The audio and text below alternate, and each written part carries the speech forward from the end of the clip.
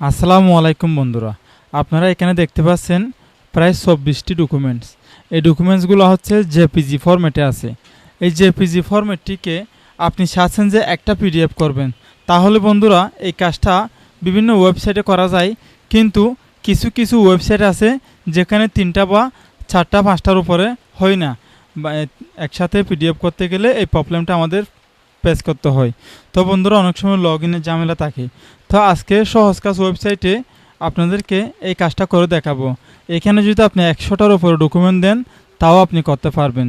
সেটা করার জন্য সহজ টুলে চলে আসবেন। আসার পরে একটু নিচের দিকে আসবেন। নিচের দিকে আসার পরে এই জায়গাতে দেখতে পাচ্ছেন পিডিএফ তৈরি, ঠিক আছে, এখানে ক্লিক করবেন।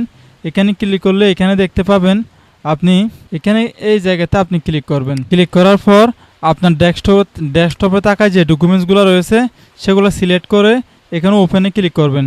ওপেনে ক্লিক করলে সব ডকুমেন্টস আপনার কম্পিউটার স্ক্রিনে এই জায়গাতে চলে আসবে।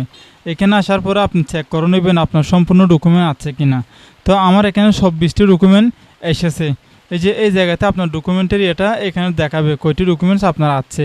তো আপনাকে এখানে বিভিন্ন সাইজ দেওয়া হয়েছে, সেটিংস দেওয়া হয়েছে। পেজ আমি O2তে রাখলাম এখানে, তারপরে এখানে A4 রাখলাম, ঠিক আছে। এই জায়গাতে আপনি যদি এখানে আমি মাঝারিতে রাখলাম, ঠিক আছে। এইখান থেকে আপনি পিডিএফ তৈরি করুন ২৪টি পেজ, এই জায়গাতে ক্লিক করে দিবেন। অথবা আপনি এখানে একটু এই জায়গাতে আসার পরেও পিডিএফ তৈরি করুন, এখানে ক্লিক করতে পারবেন।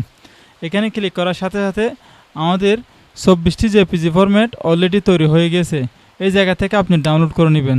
তো বন্ধুরা আমাদের কাজ কমপ্লিট। এই যে দেখুন ডাউনলোড হয়ে গেছে, এখানে ক্লিক করলাম।